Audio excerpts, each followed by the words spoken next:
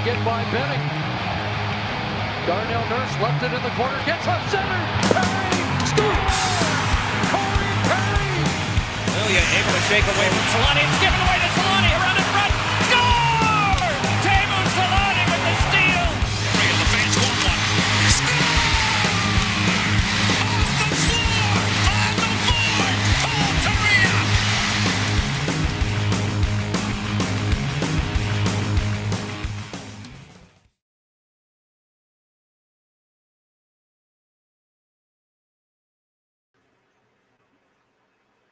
Destruction tonight on my drive, and it's Is it bad that I don't know what that is? I don't know if that's bad that you don't know what that is. I think that's I'll put it to you this way. I think everybody older than me thinks it's a problem you don't know what that is. It's the big Guns N' Roses album. It's got Paradise City, Welcome to the Jungle. Okay, wow. So yeah, I'm obviously, and I know who Guns N' Roses are. Yeah, I know you know who Guns N' Roses but is. I could not name a single album specifically. I could not either, other than that one. And I realized I had never really listened to it, and so I was listening to some of it tonight. And I'll put it this way, I had so little clue what I was missing. Like, I didn't understand what I was missing listening to it, because it wasn't very good to me. Mm-hmm. Like, I think the way I ended up kind of deciding on how it sounds, and like, I got to keep listening and do the whole album. But like, through like the first like half, the overwhelming feeling for me was like, other than the big three songs, none of this stuff sounds greater than the sum of its parts. And like, to me, that's what makes you like a good band, is when the sound, like, it just like almost feels like I can hear everybody playing their instruments separately. And that is not like an I have an ear, because there are like some people who can like listen to music and like key in on certain instruments and like really like just like almost like the rest of it doesn't even exist.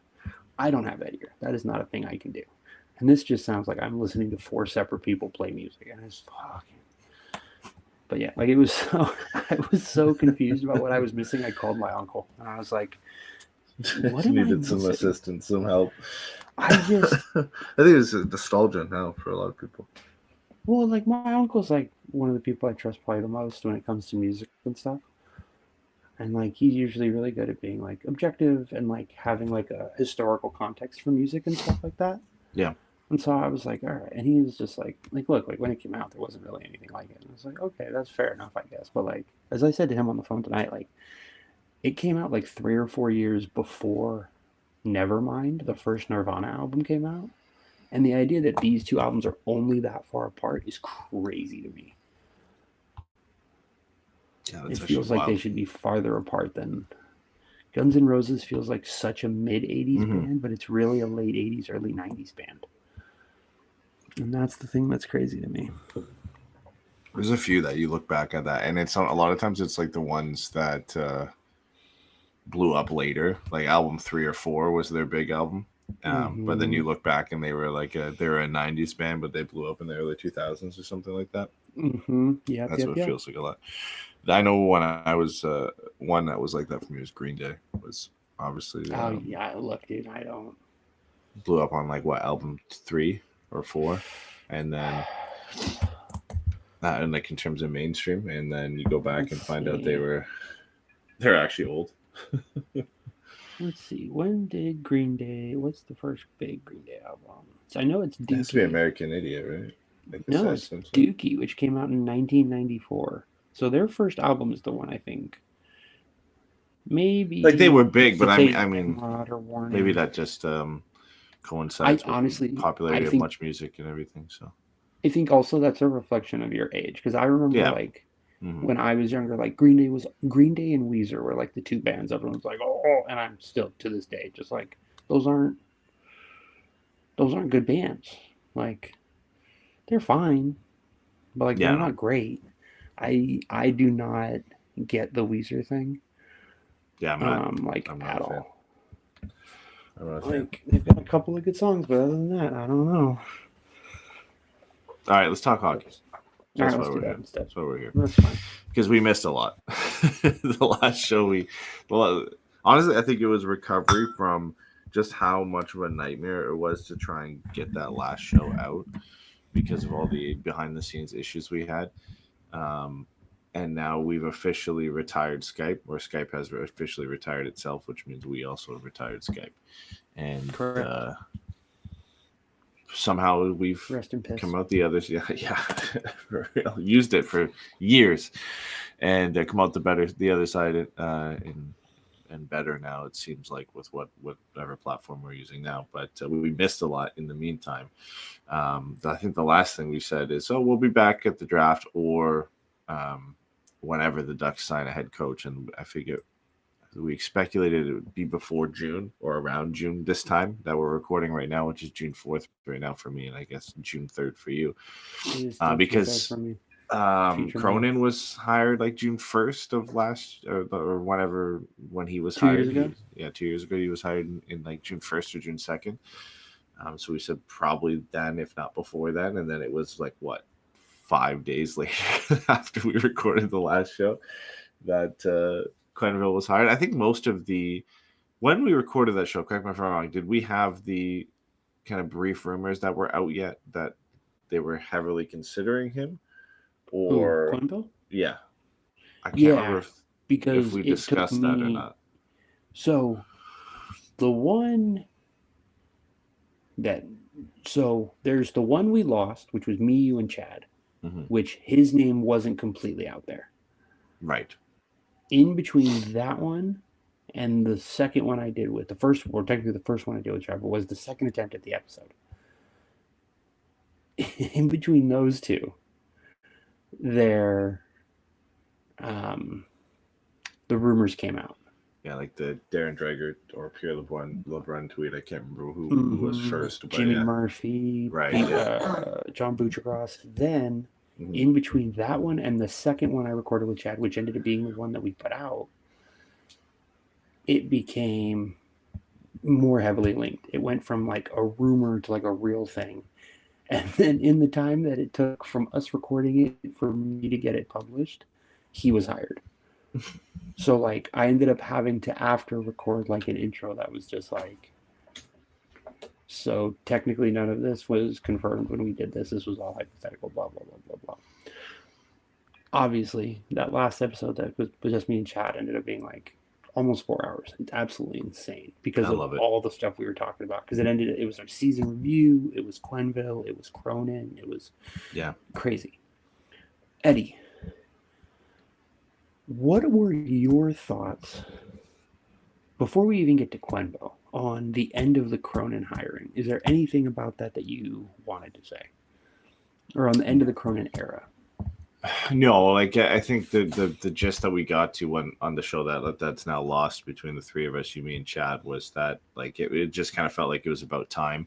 And I think that the defense that I made is like, listen, like in hindsight, it didn't turn out the way everybody wanted it to, but it did still, and I still do believe it was the right decision at the time and as what the team needed with the names that were out there. The thought process, I think, made sense for what they were going to do. They're bringing in a guy that we all believed was going to be a short-term head coach for 2 or 3 seasons.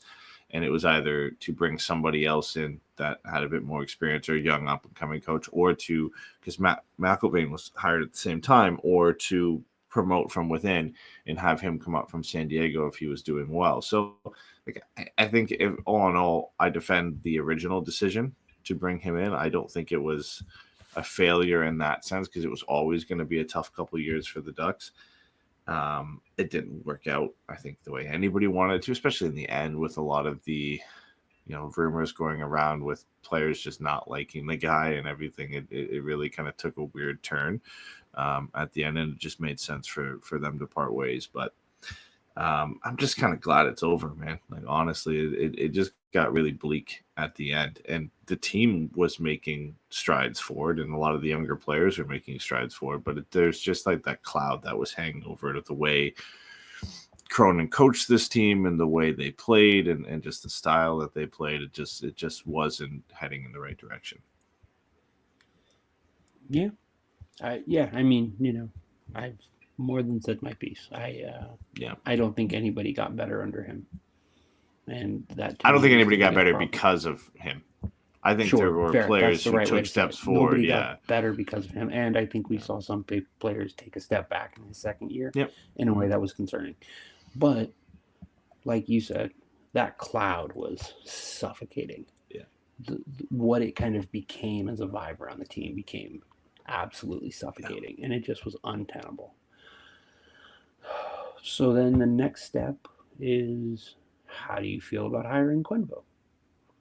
I believe when we talked about it as just me and you texting, you kind of were of the same opinion that I believe Chad was, which is it's been a while since he's been in the league. Is he going to be able to keep up? Is Yeah. that still a concern for you? Yeah, like on and we all know the outside of hockey, the off ice stuff. But in a strictly hockey sense, yeah, it's been a long time since he's coached in the league. And obviously he's been around, and we see the comments from his interviews that he's still very well connected, and he's been to games and he's been around. So it's not like he's completely disappeared from hockey and hasn't watched how the game's developed and changed. And he talks to, I'm sure, again, a lot of the head coaches in the league or assistant coaches or whatever are friends of his, and he talks to them and is well connected in the sense that he's still around the game. But there's a difference between being connected and being around the game to coaching in the league, right? So I think that's the biggest concern for me heading into the season is how far behind is he going to be? Is he too far behind? How many steps behind? How much time is going to take for him to catch up, if any? That's probably the major concern for me, for him, and whether his ideas and the way he wants to coach his team, if it's going to be similar to the way he coached in the past, is that outdated at this point, right? And is it going to work? Because there's lot's been made about how similar this team is to the Chicago team that he took over originally, and obviously all the success that they had. But man, there's so many unknowns going into this season. It's really interesting to go into it. Of any coach you could have picked, it presents the most questions heading into this season, right? You bring in, a guy from college, and they have their own questions of can he do it at the NHL level and first time head coach and blah blah. You get those kind of generic questions that you're used to, right?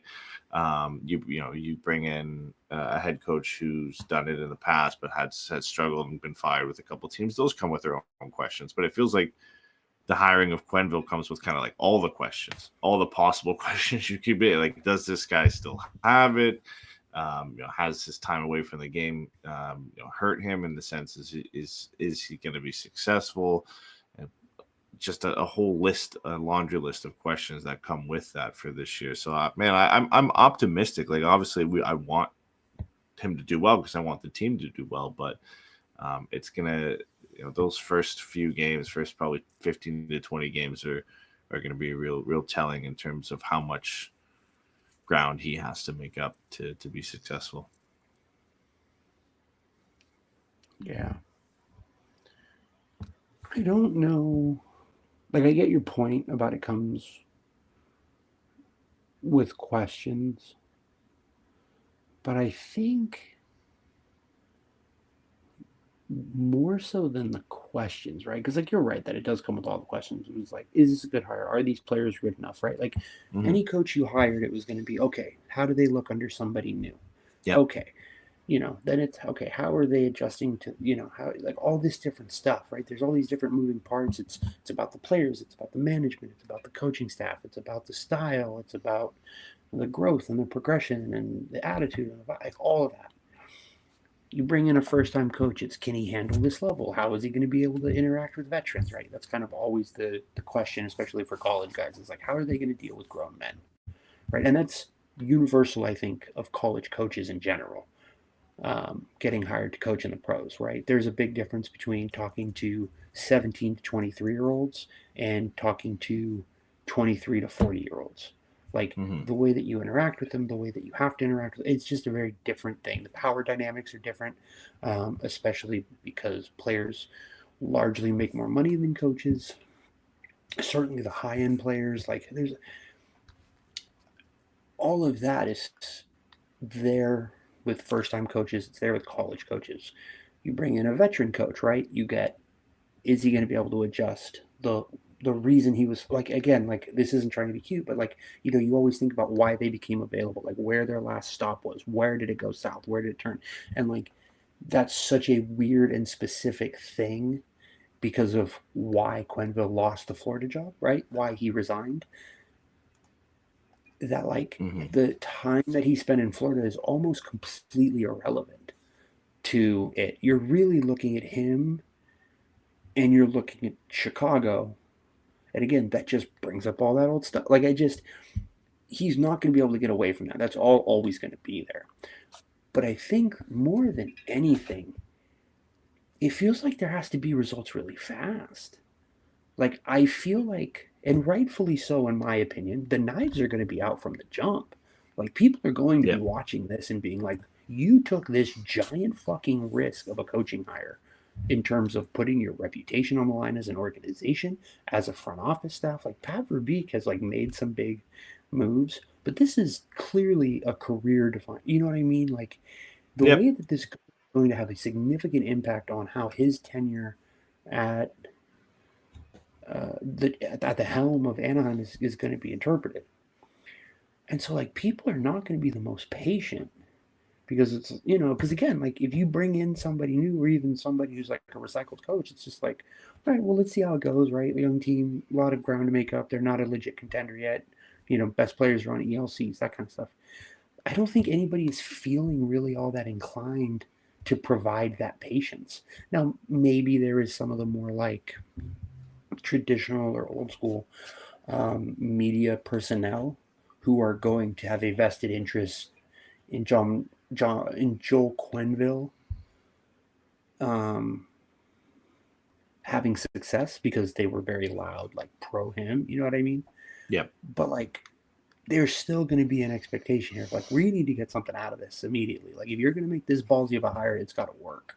Yeah. And so, like, I'm really curious, I guess, in that sense, to like see, like you said, that first 15, 20 games is going to be a big deal. Like, even if it's just the vibes around the team, like there has to be a significant improvement from this team early on for this to not feel like a waste of time and immediately become an even bigger question mark than it already is. Well, yeah, the scrutiny is going to be there from the start. With it being as high profile a hiring as it has been, the expectations I think are a lot higher. And he also carries the pedigree with him, right, of the success that he's had. Despite how long he's been away from the game, there's expectations that, listen, like he's going to, it's going to be a lot better than Cronin, and it's got to be better than Cronin early on. Otherwise, the questions we talked about, there's just going to be more of them as you struggle. And I think a lot of that ties into what the Ducks do this offseason in terms of how much pressure is going to be heaped on him to have success right off the bat. Like if the Ducks bring in Mitch Marner in the offseason, well, the team's been improved dramatically by bringing him in. And then the expectations for how you're going to start the season specifically as well, that's going to be up. That pressure is going to be up. Those expectations are going to be up. They're still going to be there. Like, let's say, again, worst case, the Ducks come out of this offseason not making any significant addition through trade or through free agency. So no Mitch Marner, no Jason Robertson or anything. The expectations are still going to be that they start off well and they are better than they were last year and they are looking like a playoff team because that's the difference that we're expecting in, a Cronin versus a Quenneville. And, despite everything we've already talked about, just the expectations that come with a coach with that pedigree and that history of success, right? That those are alone are going to raise the expectations for fans and for media looking in on this team. I mean, the eyes are going to be on this team early more than they ever have because of Joel Quenneville and his hiring and his association with this team. So it's going to be interesting to see. And I think, again, we'll get into it later, but that pressure just gets stronger and heavier as the Ducks do more this offseason, depending on who they add. Yeah, no, I think, like you said, intense scrutiny is the best way to put it. And Yeah, I mean, like you said, like it or not, he is going to have instant credibility in that locker room, right? So next year, or he should, right? The players that we heard talk about him, Terry, Vetrano, Strome, like they were basically just talking about how they heard from a bunch of players around the league what a great coach Quenneville is, right? Um, so that's all. He should be able to get to the veterans. He should be able to get that kind of buy-in. And again, for all that comes with it, he was the coach of the best team in hockey for when these young players were watching hockey at a formative level. Mm-hmm. You know what I mean? Like they saw this dude's teams win cups, like be competitive every year. Um, so he really is, if nothing else, with the players in the locker room, as ironic as it is, again, given everything that happened in Chicago in 2010, that instant credibility with the players is there. And if they don't respond to him, that's going to be a big issue. And it'll be interesting to see what the team does if they don't respond to him right away. I'm just gonna ask this: can we not sign Jonathan Taves? Can we just not fucking do that to You ourselves? go right into Because that. Hey, yeah. here's the deal: I'm already worried we're gonna sign Patrick Kane. I didn't. Is he a even think free about agent this Jonathan. offseason? Yeah, he's a free agent this offseason. Just no Marner, just Taves and King. But here's the thing: if you're really trying to distance Quenneville from what happened in Chicago, wouldn't it be a good idea to not fucking bring in two of the leadership crew of those Chicago teams which failed so spectacularly in their responsibility to their other players? Yeah, I mean, certainly. On that side of Maybe things, you for can sure. argue Yeah. that Taves and Kane were young, because I think at that point Andrew Ladd or what's his name? Brian Little, I think were probably big members of the Seabrook and leadership Keith team. would still probably have been at that point as well. So yeah, I mean, yeah, you can argue that, but you it can't doesn't fucking bring those guys in. You just can't bring those guys in. It adds more to that side of things, right? It just brings up it more feels like painting it in neon discourse colors about it. Yeah. So I don't think there's any steam behind it other than Taves says he's coming back. Quenneville comes back in the league the same offseason. And it's an easy link for the media to say, "Oh, well, he's gonna, he can go to Anaheim, a young team, to his previous coach, right?" It's just That's exactly right. He goes to Anaheim and he steps into what is perceived as a leadership vacuum. Again, we can say whether we like it or not. The fact of the matter remains that Radko Gudas, being the captain of this team, from a national perspective, seems to be met with some level of incredulity. I've defended it. I have no problem with it. I liked the choice when it was made. But there is a degree to which outside of Anaheim, it is not necessarily a move that was treated with the most respect and reverence, right? Or the most seriousness. Yep. So if you take this guy who, again, is going to get into the NHL or into the Hall of Fame on being Mr. Leader guy for the defining team of the decade, it makes sense why that you would bring him in to fill that leadership role. And now you've got him and Trouba and Gudas and Terry and Strome. You know what I mean? You have these guys. Carlson is getting older. Cutter is getting older. Minchikov is getting older.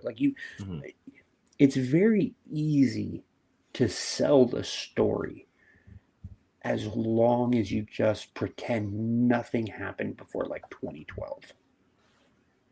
And that's the part of it, I think, that makes me concerned. Yeah. I see the logic in hiring Quenneville, and I see the logic in signing Jonathan Taves. I see the logic in signing a Patrick Kane. I don't like it. I don't agree with it. But it's very easy for me to see, and it feels like something that kind of has Verbeeky, kind of vibes to it. Yeah, I mean, listen, I can see it. I would much rather Yeah, obviously cost goes into it and everything. I think I would much rather like have Taves on a very cheap deal and play him as a fourth line center and just have him as a leader guy. Like you can do worse at fourth line center, as long as he's not coming into the roster and they're expecting him to play top 6 minutes and take minutes away from guys like McTavish and Zegras and whatever. Like I don't hate that. I don't think it's the worst signing in the world in terms of having some depth. I don't think it's priority by any means. And if it's the first thing that you're looking at to get done this offseason, that's not a good look for how the rest of your offseason is going to go. Like the Ducks' focus right now should be on guys like Mitch Marner or going out through trade and looking at guys like Jason Robertson or guys we talked about like Pasternak and any of those guys that could be available, high-profile players that immediately jump into your top 6. That's what the focus should be. If at some point down the road, you sign Jonathan Taves to, like I said, like a 1x1, a 1x1.5 to come in, play a bit part role in the bottom It's not going to be six. below $3 million. Let's just all be adults. They have too much cap space. It's not going to be below $3 million. Yeah, I mean, I don't hate it in theory, but it does shine the spotlight a little bit brighter on the team, which that might not be a good thing, right? So, yeah. I don't know. It's certainly something I'd be fine if it didn't happen, but it's also something that I could kind of deal with and maybe understand and put a little bit of argument behind if it does happen. But again, what's the major success out of this, right? In terms of he comes in and teaches the young core how to lead. Like it's not like he's going to be the difference maker and the needle mover that's going to get this team into the playoffs and make it a Stanley Cup run, right? In theory, that's not going to be the case. So it's not something that's going to move the needle enough for me to look at and say, okay, this is bad or good in either way, right? Like it's just another signing, and it's high profile because it's Taves, and it's more high profile because Quenneville's the coach. Would you trust Quenneville not to over leverage Jonathan Taves at the end of games?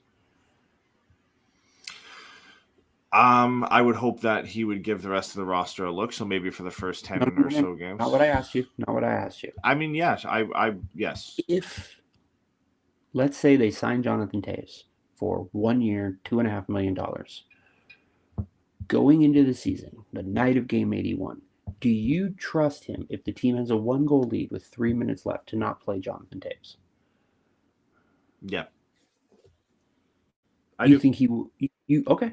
I don't. I think objectively he'll look at the entire team, and if he determines that Jonathan Taves is the best player to put out there at that situation, then that's that. If it's Leo Carlsson, whoever, I don't think he'll look at it and say, I'm not even going to give these guys a chance. It's going to be Jonathan Taves. And like I said, maybe that's the case for game 1 to 5 or game 1 to 10 as he feels out the rest of this roster and determines kind of who's the best fit for that role. I feel like he's a guy who has enough experience in this league to be able to look at and analyze his team and figure out who's the best fit for that role, whether, regardless of his experience in the past with Jonathan Taves. I think he's smart enough to know that this is not the same Taves that he had in Chicago, right? That you could put out there in that situation because he was 22, 23 years old and it made sense. I think, and I would hope and I believe that, he'll look at this team and I don't know who that would be, determines that, okay, it's Leo Carlsson or it's Mason McTavish who's the best fit to be out there in that role.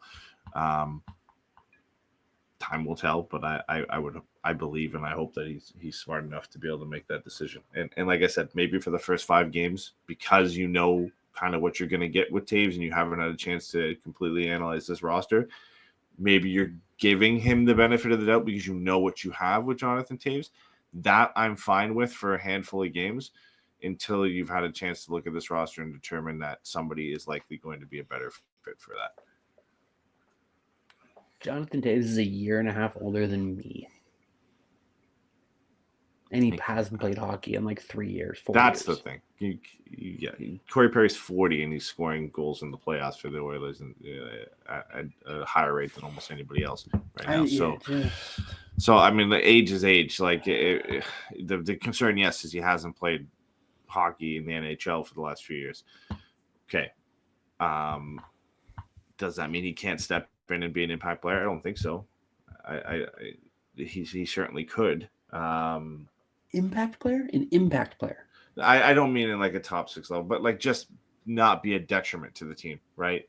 Have a net positive impact on this team. We're talking about a head coach being potentially unable to keep up with the speed of the game from the bench. Bro, I would be absolutely terrified of Jonathan Taves' ability to keep up in the new NHL at 37 years I don't old. think he would be hired. He would be signed to be more than a bottom 6 player playing 14, 15 minutes a night. To me, the only teams who can afford to sign him are really good teams. Yeah. Like, to me, he should go to, if he was going to go somewhere, to a contender where he can just play a depth role. That's the thing that I don't without think... Quenneville in this situation, the Ducks aren't even in the conversation to have Jonathan Taves. The only places that make sense. That's exactly my point. The only places that make sense for him are the Dallases and the Carolinas and Florida and the teams that have Toronto, the teams that have a chance to go for a cup that can fit him in. Like, Toronto would make a ton of sense for him to go to. Yeah. I don't know how much legitimacy there is to Edmonton, the links to Anaheim beyond it being an easy toss-up for the media to say Quenneville, Taves, put them together. Okay, yeah, that's... It's also an easy toss-up for Pat Verbeek, and that's the part that scares me. Certainly. Is, again, I do see how you talk yourself into this as management. I don't think it's the worst thing in the world. It just depends on what Quenneville and how he wants to use Jonathan Taves, and then how much you're paying this guy. And God forbid it's more than, if it's more than one season, then okay, maybe we're getting into some scary territory there. Jeez, the idea of 2 seasons is terrible. There's guys I look at and I say I would absolutely never sign this guy in any situation for any case, and I don't think I would say that like with Daniel Jonathan Sprong? Taves. Yeah, like or Nick Ehlers at 8.9 million or whatever, right? Like that's when I look at and say under no circumstances I'm signing this guy for 7 years by 8.9. I could get behind a 1-year deal for Jonathan Taves, and like, it's not ideal. I'm not promoting it, but I can get behind it. You know what I mean? Like, it's not. Yeah, for sure. Yeah, it's not something that's going to completely derail the franchise. Anything else you want to cover on Quenneville? No. So I guess the next most important question, now that we got that out of the way, are the Ducks going to get a future 4th liner or a future never plays player at 10th overall? Because obviously they lost the lottery and they fell to 10th. Yeah. And there are no good players outside of the top 3 in the lottery. Everybody knows this, except for the last player we took at number 10, who we all like a lot.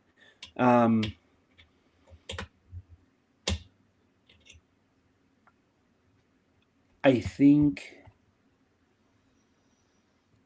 let me say this. I've been so disconnected from the lottery because of the way I felt about the season and the way it unfolded. Mm-hmm. What are your thoughts about this draft, Anaheim heading into this draft, just kind of like around the feeling around like seeing the team fall in this lottery from 8 to 10? Like, where are you at on all of it? I'm not as concerned as I've been with them falling in the past. I don't think I think there's a top 5 or 6 players that I would say I'd like a lot more. Then I think there's a nice little mix between probably 8 or I guess like 7 and 11, 7 and 12, probably 7 and 11. That's another tier between there, and then it falls off. So I think anywhere between 7 and 11. You're splitting hairs in terms of what player you prefer more at this point, at least for me, when I'm looking at the players that are going to be available there. So moving from 8 to 10, it sucks. Like, I'd love to pick 8 and just so the Ducks have a chance, 2 picks higher to get the guy that they want. But I don't think there's a major difference in terms of who's going to be available there. Like, we know it's probably going to be a 1, 2, 3 of Schaefer, Misa, and James Higgins. That's probably going to be the 1, 2, 3. I would be surprised if it wasn't. Now, what order that's going to go in, with the Islanders winning the lottery, all of a sudden that throws a wrench in things because it probably would have been Schaefer with mostly any other team, but Hagen's is from the area. So all of a sudden that throws a wrench into if maybe they'll take him over Schaefer, but then Schaefer's going to probably go 2 and Misa's going to go 3. And then I think it's between Martoni, Dano, I'm going to mess up the names here. Danoyer and Frondel probably are the next 3 after that in whatever order they'll go. I would love Frondel to fall to 10, but I just don't think he will. And then you're looking at guys like Eklund, Mertka, Jake O'Brien, Brady Martin, Roger McQueen is probably the next tier of guys. I'd be fine with any one of those guys, and I honestly think the Ducks are going to get one of those 4 or 5 guys there, and it just depends who's available at 10 and who they like more. And I think there's fits for all of them. Like, I don't hate it. Like, it's not the worst fall for me. We've had worse falls where we fall like outside of a tier where I thought, okay, if they picked 1 or 2 picks higher here, I think you're in a lot better spot than where you are. So it's not, it's not the worst. A long-winded way of saying it's not the worst situation for me. I still like their chances of getting a decent player. Yeah, no, I'm really curious to see what happens. I think I think it's natural to come up with scenarios in your head about trading the picks whenever they exist. But this is the first one where I'm almost like, I don't want us to make the pick. I would prefer us to go out and swing for a big trade, to go out and do something interesting. Yeah. The rumors of Robertson. Oh my God, I'm blanking on there's a couple other names I can't remember. We've talked about just like internally, like Pasternak. Going out and like trying to see if you can go out and Godfather offer. I mean, Robinson is significantly the top of the list in terms of guys who could be available this offseason that would make a difference that aren't free agents. Yeah. There's right, not and then after and then again you've got Marner, you've got Besser. I like the idea of signing Besser. I wouldn't sign him to a long contract, but he's a player that I would have no problem adding. I just think he's going to get paid by somebody this offseason, and I don't want it to be problem. Us. Yeah, but like I would be. If it's one of those things where, like, he's got his name out there and he can't find that super deal and he wants to sign a 1-year deal somewhere, like, I would sign him to the Klingberg deal. I would give him $7 million. Just be like, fuck it. You're going to go out. You're going to play on the second line. And let's see if you can score 40 goals this year. Yeah. We're going to put you in all the minutes. You know what I mean? Like, I would have no problem with that. I would sign him. I would take him over Ehlers every time. Oh, yeah. Yeah, for sure. But again, to me, that's a short contract thing. That's not a guy you want to give term. And then you've got Marner. It's going to be really interesting. I think the noise at this point coming out of Dallas about how it feels like they might do something crazy this summer. Mm-hmm. You're hearing more about Marner moving. Like, there's a lot out there right now that I think, especially again, like just because of the kind of audacity of hiring Quenneville, and then you have Henry Samueli coming out after the fact and giving an interview and being like, yeah, man, I told Pat Verbeek, don't worry about the money anymore. Yeah, well, we're at a point now. He's the richest owner in the league now, apparently. Right. So, yeah. But like also like bringing in Quenneville is a statement of intent. In being public about the money they're investing into like the OC Vibe project, about renovating the Honda Center in general, like all this stuff that he wants to do. Like he's very much at a point right now where he's like, all right, we're on an upswing again. I'm done fucking being bad. Yeah. So make it happen. It's the offseason to do it for sure. I certainly think that's a big reason why Quenneville was hired. I think, I think that's kind of, I don't think I've talked about it enough on here or anything like that. It's the degree to which I think Henry Samueli wanting to be done with this rebuild and feeling like the young players we have are good enough to start building again, like to start improving immediately. Mm-hmm. I think it's a really big factor in hiring Quenneville, and I think it's going to be a very big factor in the way this team operates moving forward. And I think with Marner, because, again, you get the Rantanen trade, and Rantanen gets that extension. Now all of a sudden you're like, oh, it's just Marner, and there's 32 teams, and, you're only one of them. Well, now Dallas might be weird. Mm-hmm. There's always weird stuff going on everywhere, right? Like, New York Islanders, like, they're drafting first overall, like, but they weren't really great. Like, they could go out and trade Bo Horvat. They could go out and trade Matt Barzal. They could go out and trade Noah Dobson. Yeah. There's just a lot, Colorado's in a weird spot. Carolina's in a weird spot with a ton of cap room. Like, there's a lot out there that this team could get themselves involved in a way to be meaningfully better on paper next year. Mm-hmm. And I think, I think there should be every attempt made to not make that number 10 pick.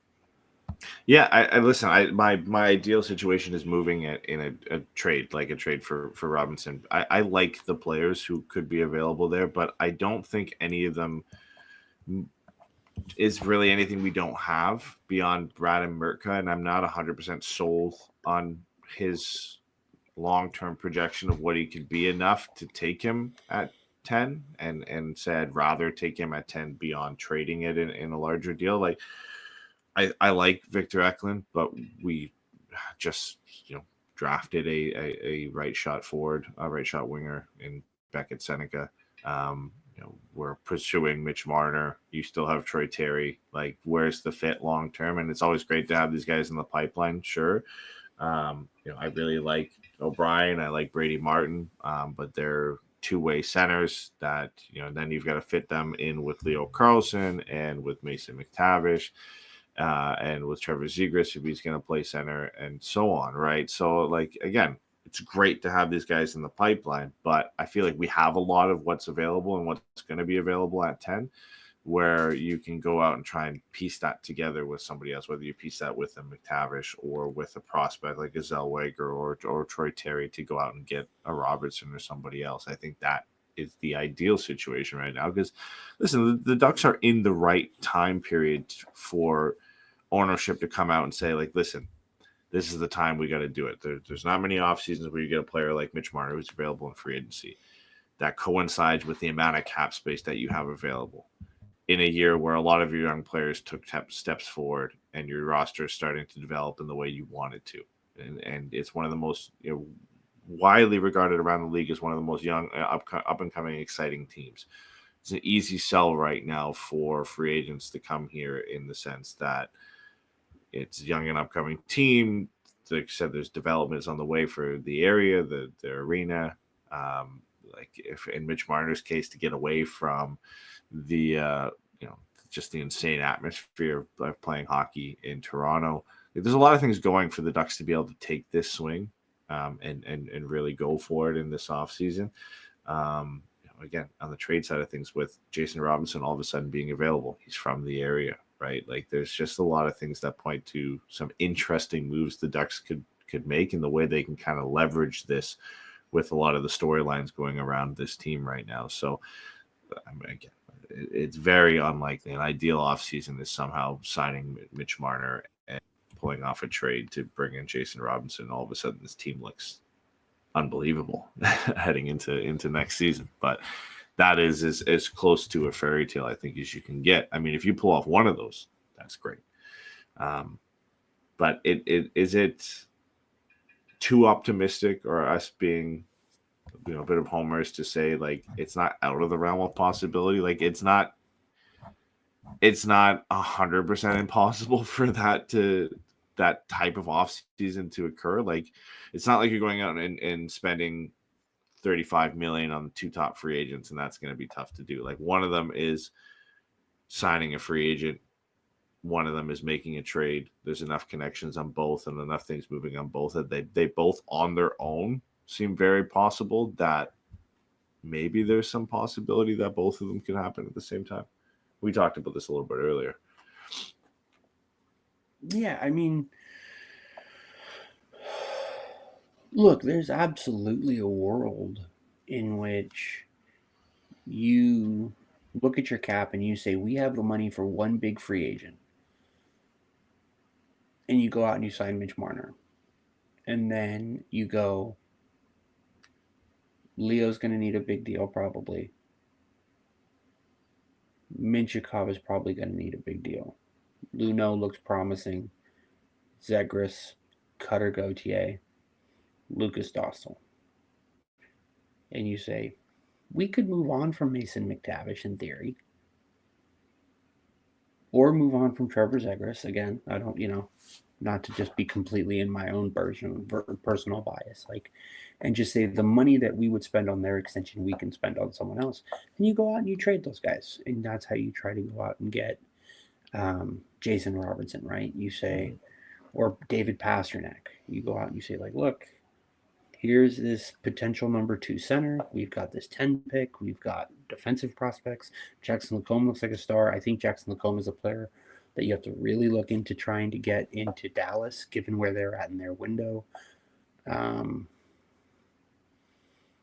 basically you just say, we're bringing in Jason Robertson, and he's getting one of those big extension slots.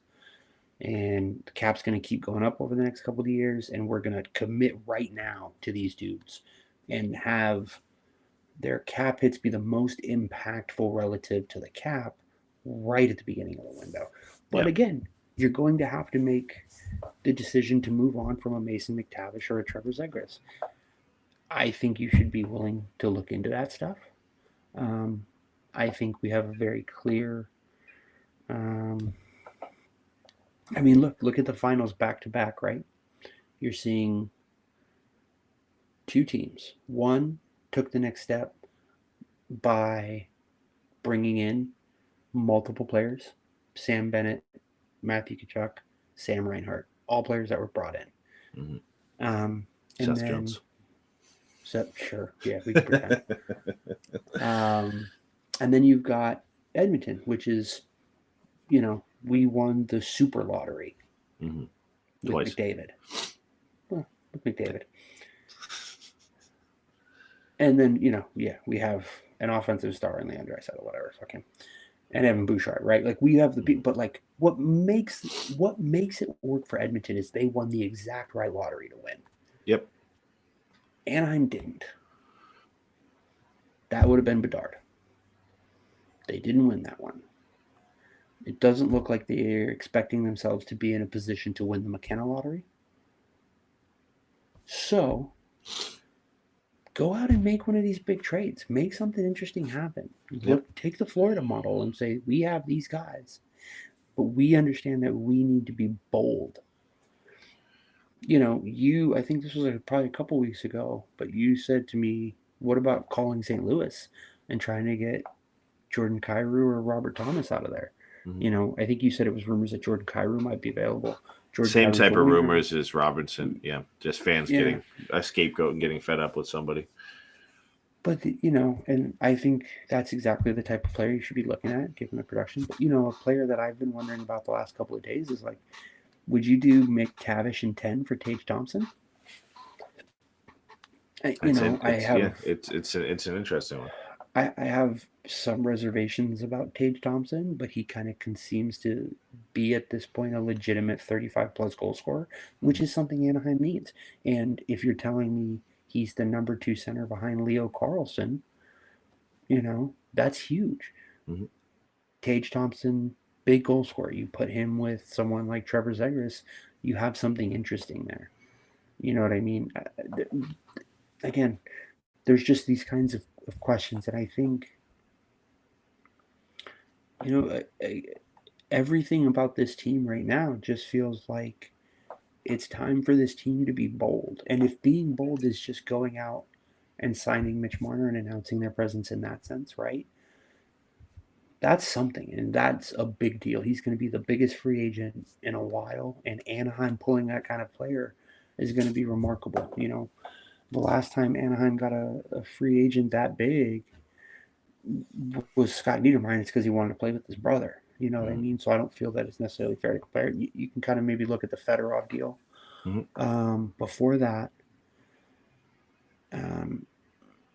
was it Yari Curry, but he came to play with Timu. Like, you Yeah. know what I mean? So, like, you've They've got all these had kinds of caveats to them, they've had much simpler explanations, and that's where I want to play. Mm-hmm. I just think Anaheim needs to be really bold this summer, and if they're not going to be bold, I think it's going to send a bad message. And I think Anaheim Ducks fans should be hoping and almost expecting not to make that 10 pick. Yeah, I think it's definitely a possibility. Who the type of players you'd want to move that for? I think that list is limited, right? So the Marner situation is a little bit easier in terms of the team that has the most money to throw around, and of those teams that have a ton of money, we're talking San Jose, Columbus, Chicago, the Islanders, Carolina to some extent. Maybe other than Carolina, you are in the best position in terms of outlook for the future for him to pitch to Mitch Marner. So you've got the money to be able to throw around. The Ducks are willing to throw that money around, and you have the best outlook of some of those teams. The Carolina situation, it is what it is. I can't see him going there. He turned down that trade to them in the middle of the season, and whether that's just him wanting to finish the year out in Toronto or not, I don't know if I could see that being the outcome. But I do think the Ducks are in a good position that way to go out and pursue Mitch Marner. And then on the trade side of things, it's the options are limited in terms of who I would be wanting to move that 10 pick for. But if it is, again, a Jason Robertson type situation, that's where you look at, okay, like you said, you're committing the future of your cap, 13 plus million potentially to Mitch Marner, and then in a couple of years, an extension to Jason Robertson. That's going to be your kind of two guys that you commit the cap to. Eventual extensions, obviously, for guys like Leo Carlson. But I think that's where you take the 10 pick and then you pick. I wouldn't even say Zegras. So you pick one of McTavish, who's going to get an extension this offseason, or Troy Terry, who's making $7 million, and you offset it a little bit with that way, knowing that you're going to have to spend some money on Robinson or whoever it is in the future. And you either take that $7 million hit on Terry off the books now, or whatever the future payment that you expect for Mason McTavish. So, yeah, I mean, look, the thing about Robertson is you can sign him to an extension 7-1. He's only got 1 year left on his deal. So you can trade and extend him as close, almost right away as you want. I think that would probably be the ideal situation, what they would look to do. Yeah, 100%. And if that's what you're doing, you're giving him, you figure, 10 million, 11 million. He's an 80-point player. Yeah. 80-point winger. So, maybe you could try to pull off 9.5. The good thing is he's an RFA. So, if you want to table that conversation, you can. And the Ducks aren't. No, you don't want to. But if you had to for whatever reason, it's not like you're going to be backed into the corner. But I think if you're going to make the effort of trading a 10th overall pick and a top player on your roster for him, it's likely going to come with discussions of a contract extension. You would imagine. Yeah, 100%, 100%. Yeah. I mean, I guess in a sense, who's the worst player you would trade that 10 pick for? Is Noah Dobson on the table for you? Yeah, he'd be in that, and obviously you'd have to add to that as well. But there's just anybody who you can look at and say, without a doubt, would be an immediate improvement to the top 6 of this team, or the top 4 in terms of defense, right? That's what you're looking at, and I don't think that list is very long when you're looking at guys like Robinson and Dobson and Jordan Kyrou. Those are the types of players you're looking at. And again, the 10 pick holds value, and I'm not saying it holds enough value to go and get those guys just for it.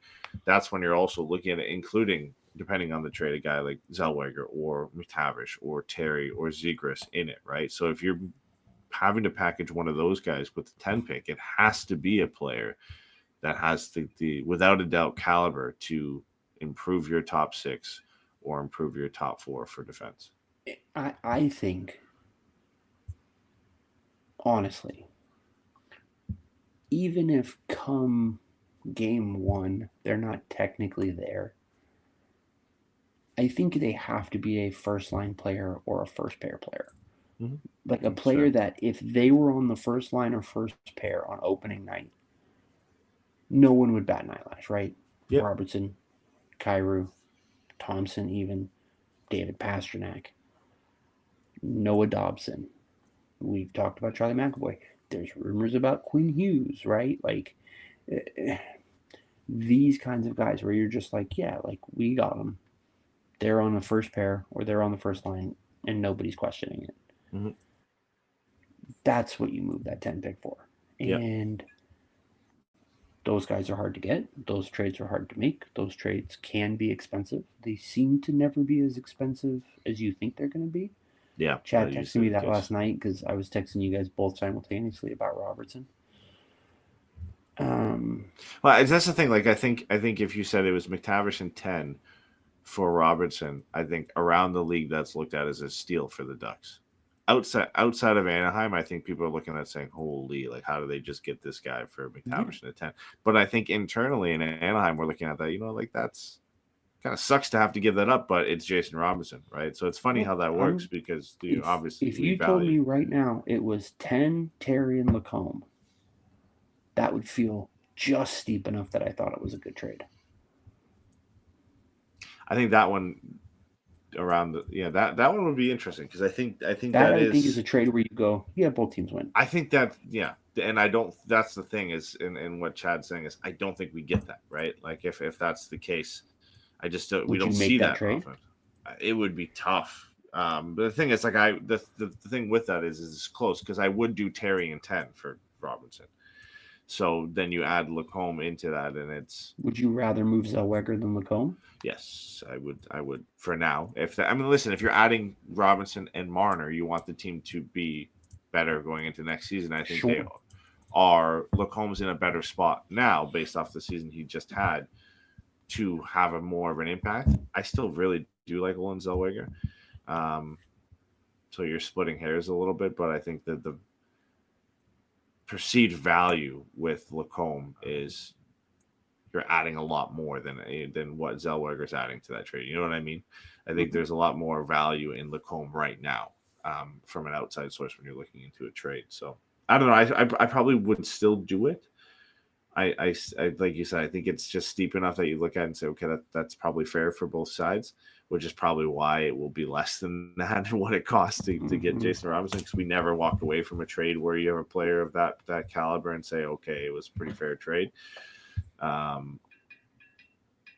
It's just such an interesting one because it's not a team selling a player to try and rebuild, right? Like they still are going to, they just brought in Mikko Rantanen. Like they still are going to want to make a run. They've got, young players like Rupe Hintz and Wyatt Johnston on their team.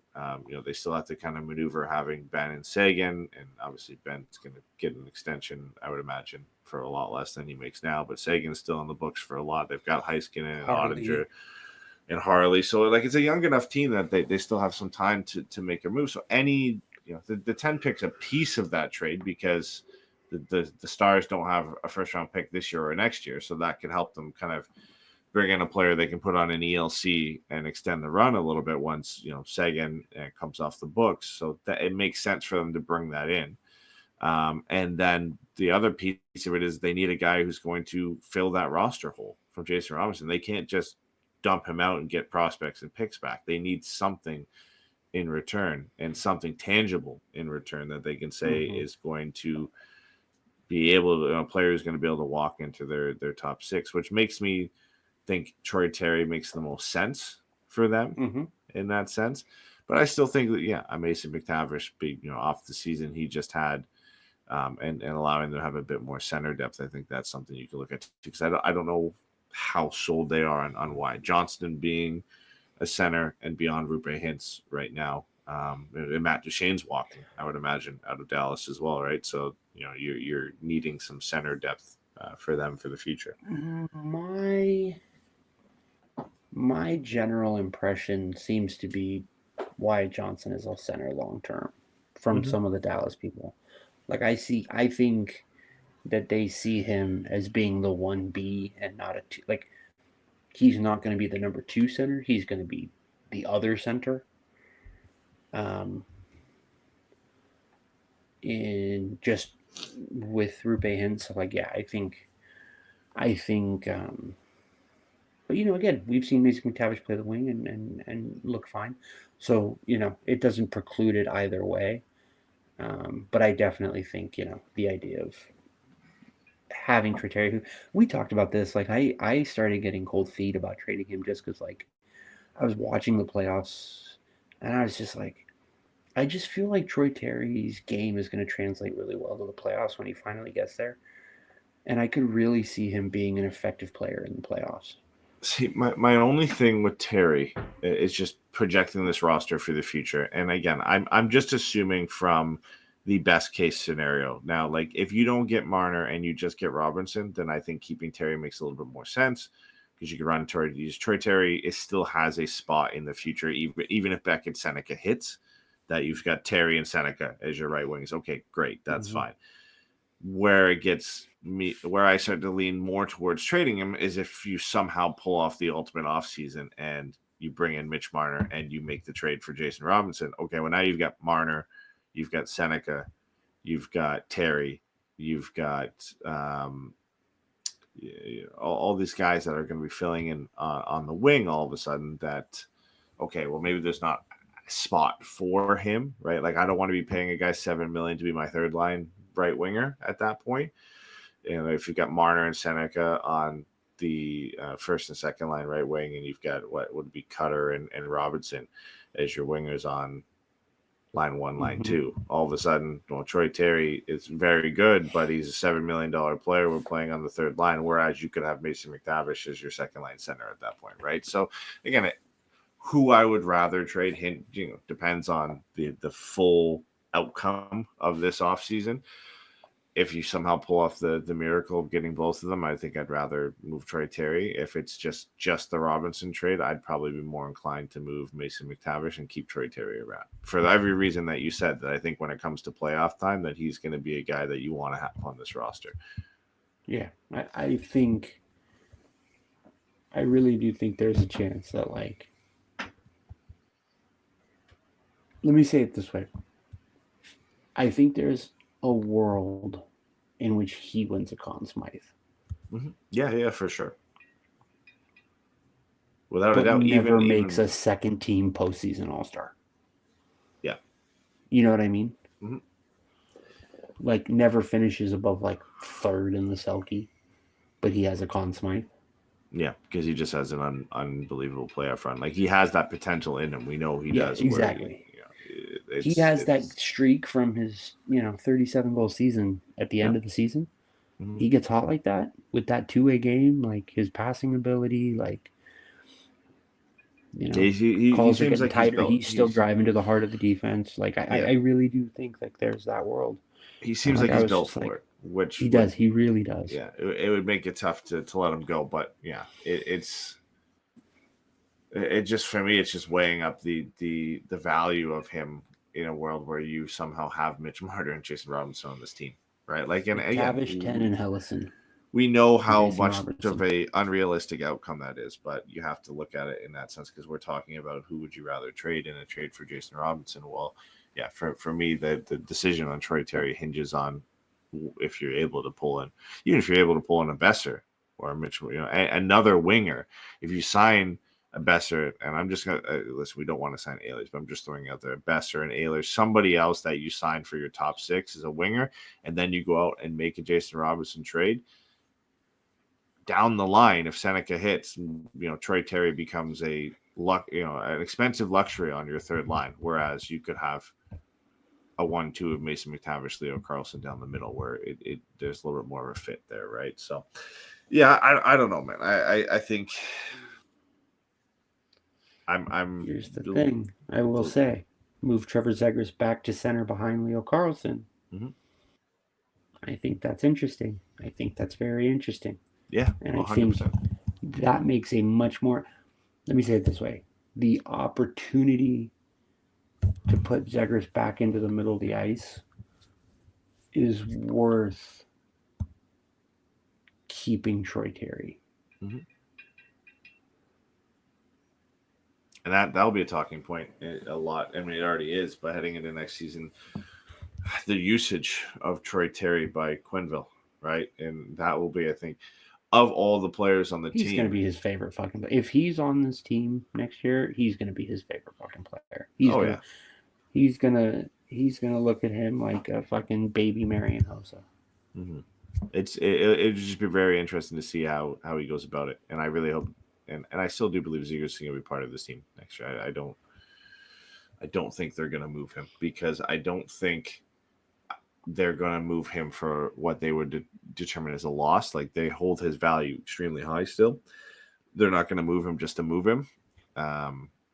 It's not one of those situations where they feel like they have to either. So would you trade Zegras for the 4 pick? I don't think so. I don't think so. Because I have a very clear top 3. And if I'm not getting one of Schaefer, Misa, or Higgins, I don't think I'm moving Trevor Zegras for that. Because I'm not sold on Martone or Desnoyers or Frundell being better than what Trevor Zegras could be potential wise. So I'd rather at this point just hold on to Zegras and see what he can do under Quenneville. Now, if you're saying it's to get a pick in the top 3, then that becomes an interesting question, because I think the guys that are in that conversation are just in a different tier. I would trade him for Michael Misa pick. I wouldn't trade him for the Schaefer pick, and I'm not sure I would trade him for the Higgins pick. No, I don't. Michael Misa for me is my number 1 overall pick in this draft, but I don't think he'll go number 1. So that's why I'm saying, like, if you get 3, I think you're getting Misa. Like, yeah. I would. If someone says, like, and fit for this team too, right? Like, because that would be Chicago, right? Like, if Chicago calls and says, yeah, the 3 pick with Misa on the board, because it goes Higgins, Schaefer. Yeah, and I think that's, if Higgins goes 1, Schaefer goes 2. If Schaefer goes 1, then it's up. San Jose is at 2, right? San Jose has to draft Schaefer. Well, yes, if Schaefer's there, San Jose has to. I think if Schaefer goes 1, then Misa goes 2, and I think you can start to see Higgins fall if Chicago doesn't feel like that he's their guy, right? So that will be. Oh, see, I don't see why. I love Oliver Moore. Mm-hmm. I really like Frank Nazar. Yeah. I don't think either one of those players stop you from drafting James Higgins. I don't think so either, but I just don't think it's as much of a shoe-in. I think, unless you think Frundell is the truth, I don't see how you pass up on James Higgins and go Bedard Higgins down the center. Yeah. I don't know. It gets more interesting if that's the way it shakes out. The Higgins is there at 3, I think. Now, if it's Higgins 1, then all of a sudden that opens up some interesting possibilities. I think if you're San Jose, like you said, you have to take Schaefer, and then Misa's there at 3. Then all of a sudden, if Chicago calls you and says, we want Trevor Zegras plus something, and we'll give you 3, then I think if you're getting Misa for sure, I'd probably do it. Reluctantly, like, I don't want to lose Zegras, but I think Michael Misa is that guy. 10 in Lacombe for the Misa pick. I think you're getting 10 in Lacombe for 3. Yeah, but it's Michael Misa. It's Michael Misa. Yeah, like, you do it, and then you figure out this unbelievably exciting logjam at forward that you have down the road. So you figure out something. Then you trade next year's pick and Troy Terry and something else. Or if you draft Michael Misa, then you trade Trevor Zegras and you see if you can get fucking Noah Dobson or something. Yeah. Zegras and Luneau and next year's pick. Try to see if you can go steal Charlie McAvoy or something. Man, I want this offseason to start. I want to get it over with.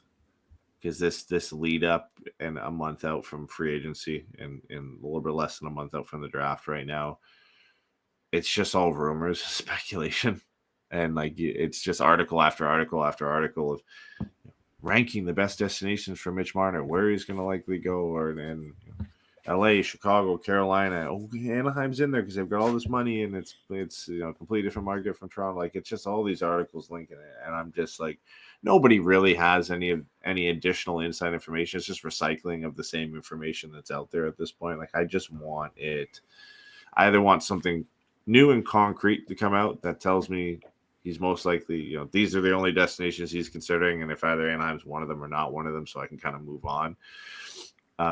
Or just to get to July 1 and just have it done and have an answer to what's going on, right? So it's exciting being a part of these conversations, but it's so draining because there's that reality where nothing happens, right? So Okay.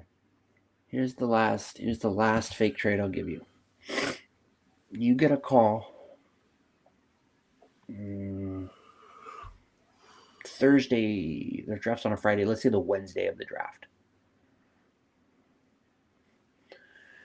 And the phone call says, for the 10 pick,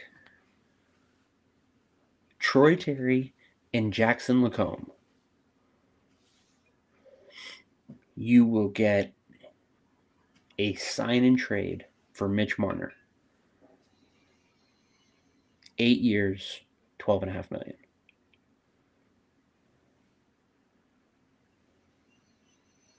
No, I don't, because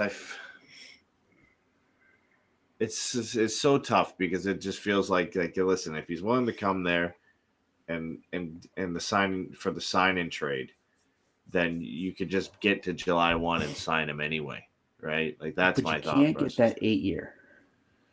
Yeah, I mean, listen, if the caveat to this trade is if you go to July 1, he's signing somewhere else. Like if he will do the sign and trade to get the 8 year, then yeah, you do it because he's the best player available this offseason in any situation, right? Like you do it. So that's what I'm saying. Like let's say he says straight up, I will go to Anaheim, but I will only go to Anaheim with that 8th year because that means about $8.5, $9 extra million guaranteed, even if I take a lower AAV and allow the team to continue to build moving forward.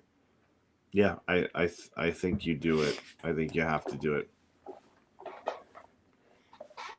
Yeah, I think you do too. Again, it's the same thing we talked about with Jason Robertson. It's like if it's Terry in the 10, you do it in a heartbeat, but it's the addition of that extra player, right? Where you're like, I don't know, but it's like, listen, it's Mitch Marner. He's a 100-point player. It's what this team needs. You do it, right? You do it, and you get him signed. You lock him down, and then you figure out the rest of it from there. You use some of your prospects and picks to go out and add in a trade somewhere else or whatever it may be. But yeah, I don't think you can avoid that. So it's one you got to get done. Other free agents, like I don't. So it's Mitch Marner at 1, and then there's names like Bennett, Tavares, Ehlers, Ekblad, Marchand. We talked about Besser, Gavrikov, Provorov, Duchesne. Like there's not a lot of buffer, right? Like if you don't get Mitch Marner, if you're a contender, there's a lot of players who are going to be available that I think can sign good contracts and be useful players. If you're a team like Anaheim, which is trying to take a jump or take that next step or a leap or however big a progression you want to consider it, there's not a ton of guys. It's a very tough offseason for Pat Verbeek because it's like it's win-lose. Like there is no middle ground. There's no, well, we didn't get Marner, but we got this guy instead. And it's not, quite Mitch Marner level, but it's close. Like the only one you could kind of say for that is like if you don't get Marner, you get Besser, right? Then you're like, okay, like it's not Mitch Marner, but it's something that improves this team. Outside of that, there just isn't anything there, right? So it's like you have to swing big, and if you don't get Marner, then like it's just a disappointment. The offseason, and like it's going to be like that for the rest of the teams that are pursuing Mitch Marner. But if you're a Carolina and you don't get Marner, you go out and you get Besser or Marchand or Ehlers or Duchesne. Like you're like, okay, like they still got better, right? the Ducks are really in that position where they have to add a player like that. They have to add a Mitch Marner. This is they've got everything going for them to make it happen. I wouldn't want to be in Pat Verbeek's shoes this offseason because, listen, that's what he has to be pushing for. There really can be no backup option. Like, you have to go get Mitch Marner done.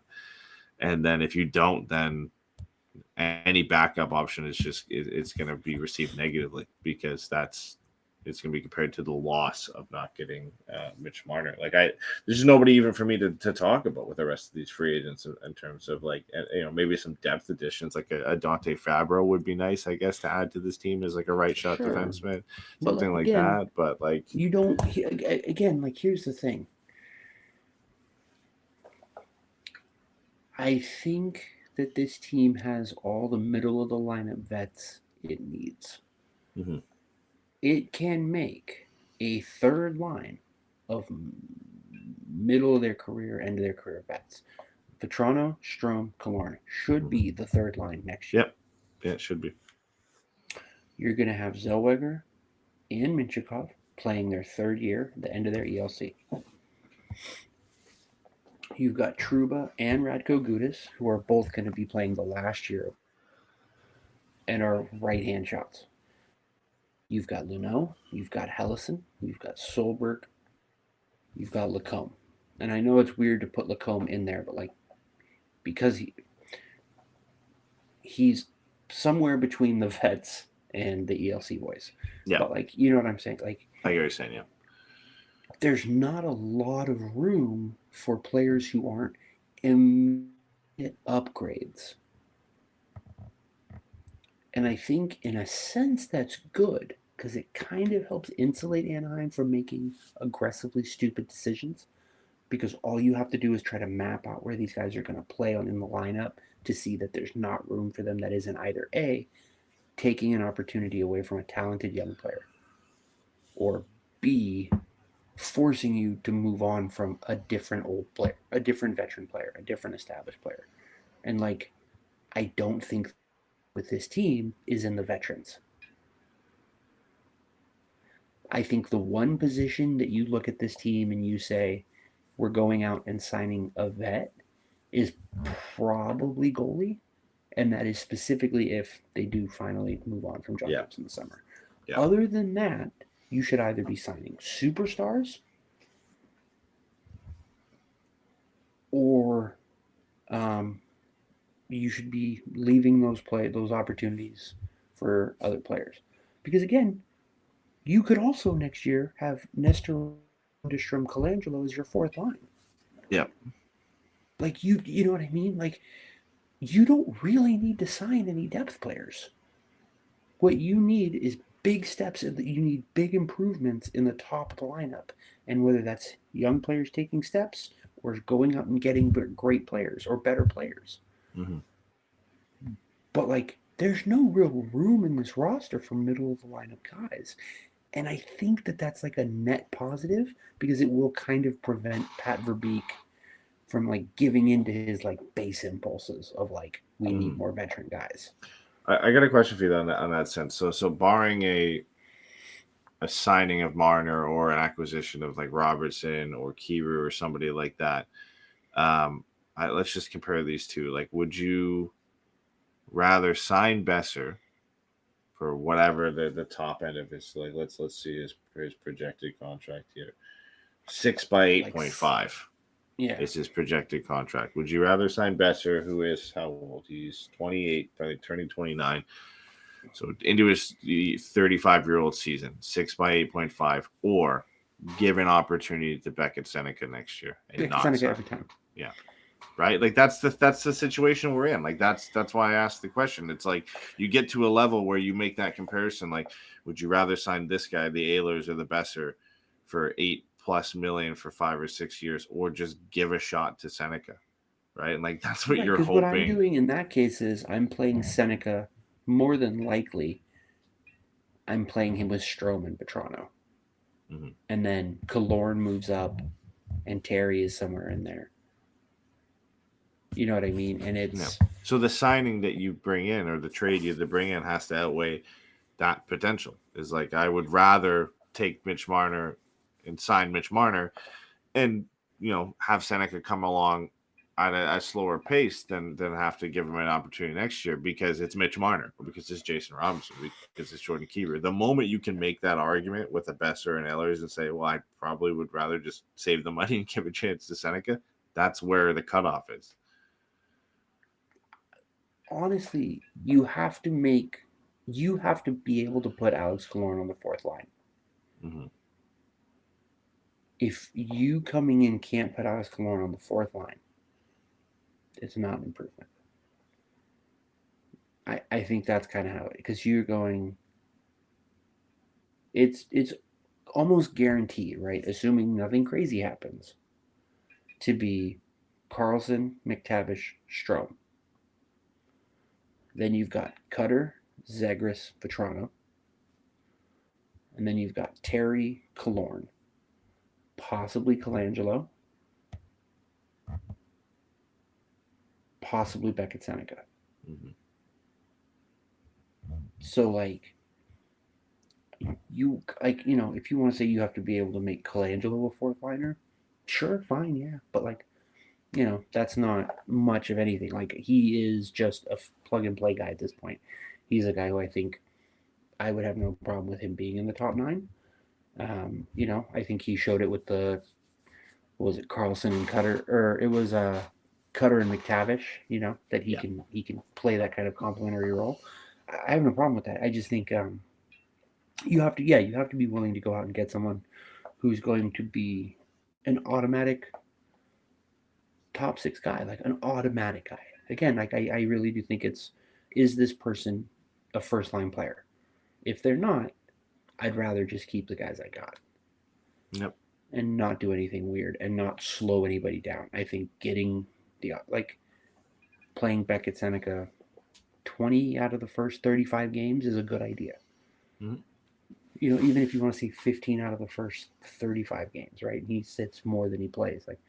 I just think there's a lot of value there. And I think that if you're Anaheim, him getting those reps early on in the season is going to be more valuable than Brock Besser getting those games. Even if I don't really have an issue with signing Brock Besser, I like Brock Besser, but I'm not giving him term. You know what I mean? Mm-hmm. If it's Beckett Seneca or 1 year of Brock Besser, maybe 2 years of Brock Besser, okay, now we can have a conversation. Oh yeah, once you get, because then I have no problem with Beckett Seneca playing, 10 out of the first 35 games in that point, right? Yeah, it's fine, but yeah. I mean, Seneca's don't want to give that guy long term. Yeah, Seneca's at that point now. He's this is his final season of junior, but he's in that weird eligibility point. He's not 20, he's 19, and he's only played 3 seasons of junior, not 4. So he has to go back to the OHL if the Ducks don't have him on the roster.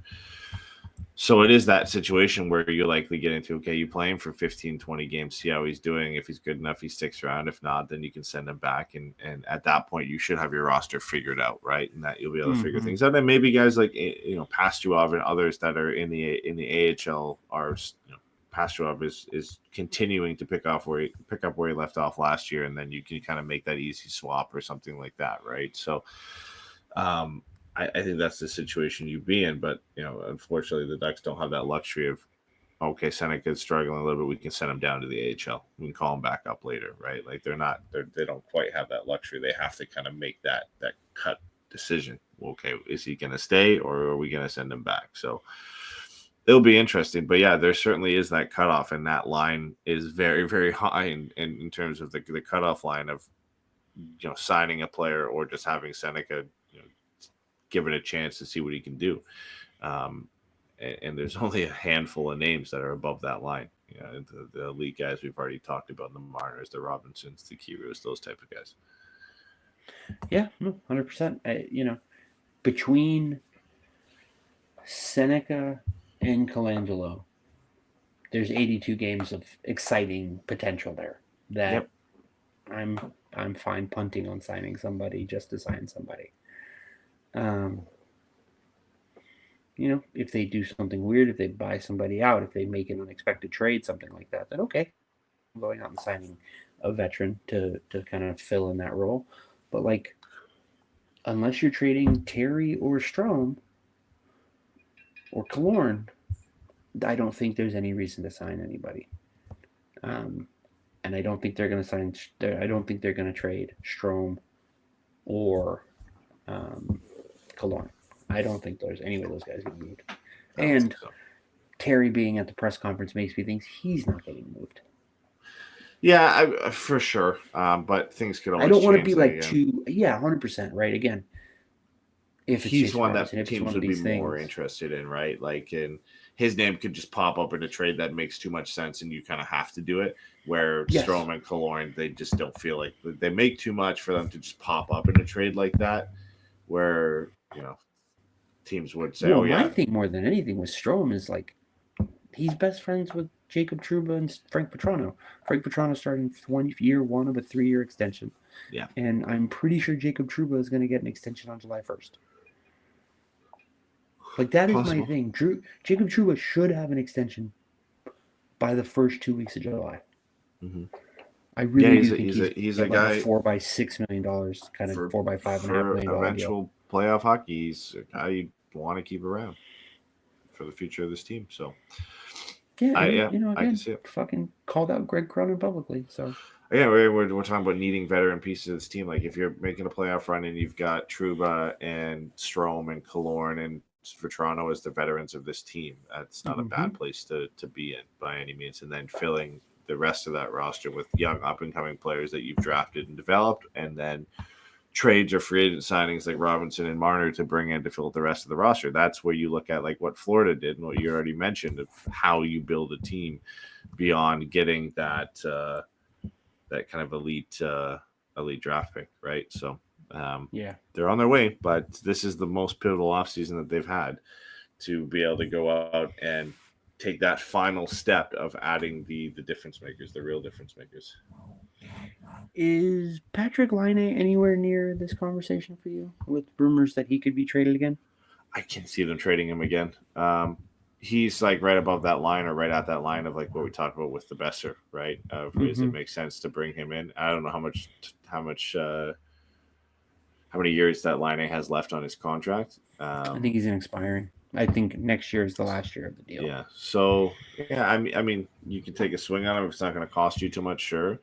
And again, have a year of him to allow a little bit more development time for Seneca. I'm fine with it. Like it's one of those ones I could probably get behind.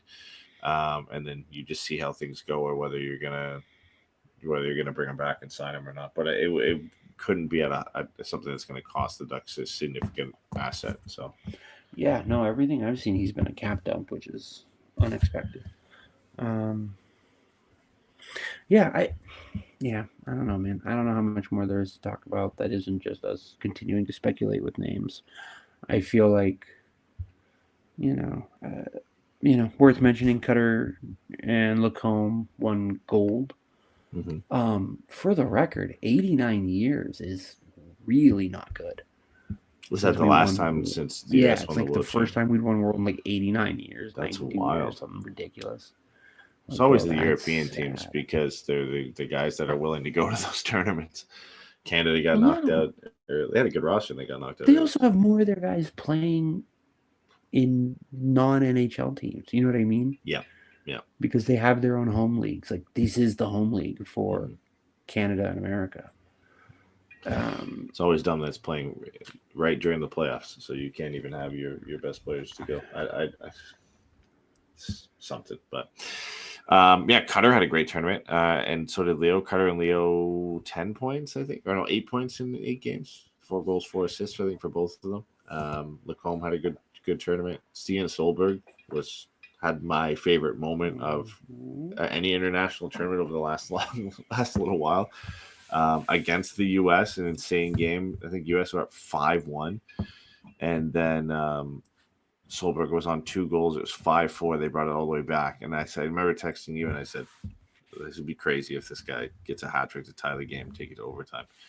And then they get an empty netter, and he just wires one from the point, and scores a hat trick. Just unbelievable for him to do that. But my favorite thing about seeing that is like everything we've heard about Solberg is big physical shutdown guy, there's some offense and there's some ability there. He's not a detriment, but like it's not his calling card. But in a team where he was relied upon to do that, you really started to see, okay, there might be a little bit more to this guy's offensive game than he was given credit for when he's like given that responsibility. Like when watching him on, I think it was his first goal of that hat trick, we like walked to the blue line. I forget who he danced around, but it's might have been Orensky or somebody. He danced around somebody and then wired that shot into the blue line. And then a couple plays later, he's got a one-on-one battle on a breakaway with Tage Thompson and shuts him down. Like that's just the two ends of the spectrum for the player he is. But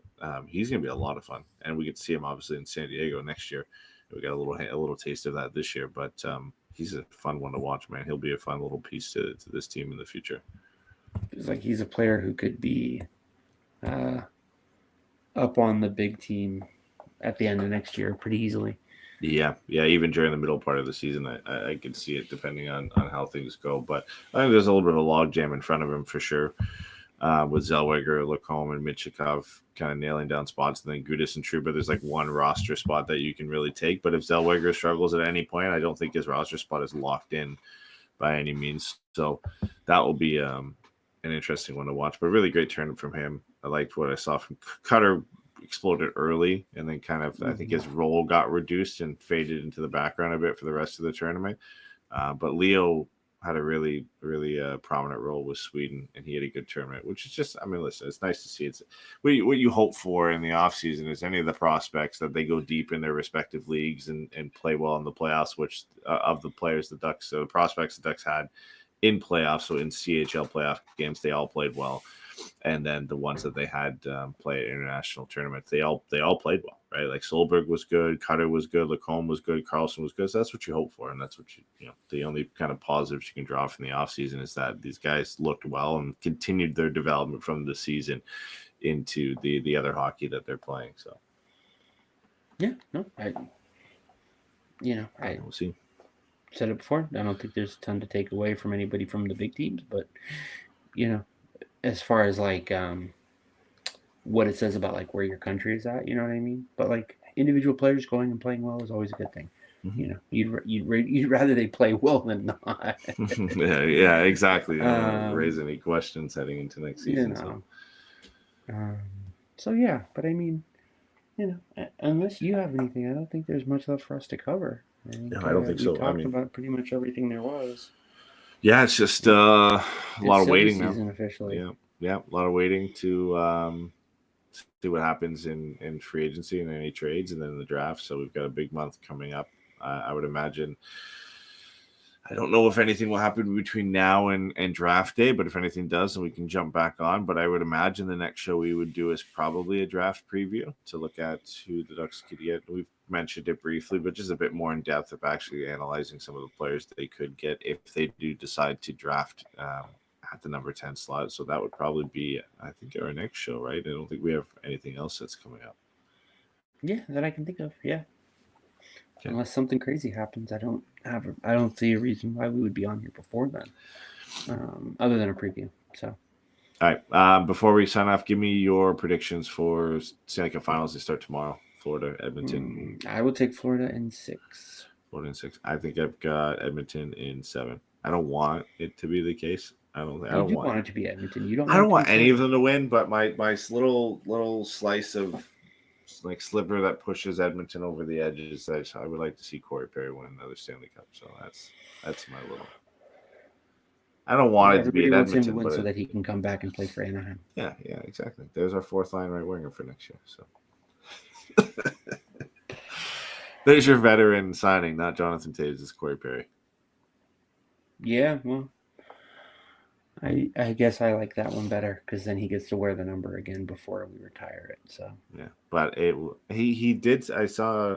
So I thought it was going to be he's going to win the cup and then come back in a 1-day signing and that's going to be it. But I did see a report, I think today or yesterday, that he's planning on coming back and playing another season next year, regardless of the outcome, winning or losing in the Stanley Cup Finals. So yeah, if they win, let's see what his body at 400 years old trying to recover from that Stanley Cup celebration let's see how his body responds to If that they before we win, decide he's coming yeah, back. if they win, I think there's a better chance for him deciding to come back and play for Anaheim if that opportunity is open to him, if the team's interested in that. If they lose, I would imagine he just goes to another contender if it's not Edmonton, but another team out there, right? Like if the goal is him playing in Anaheim next year, then the end result you want is Edmonton winning. That makes it far more likely.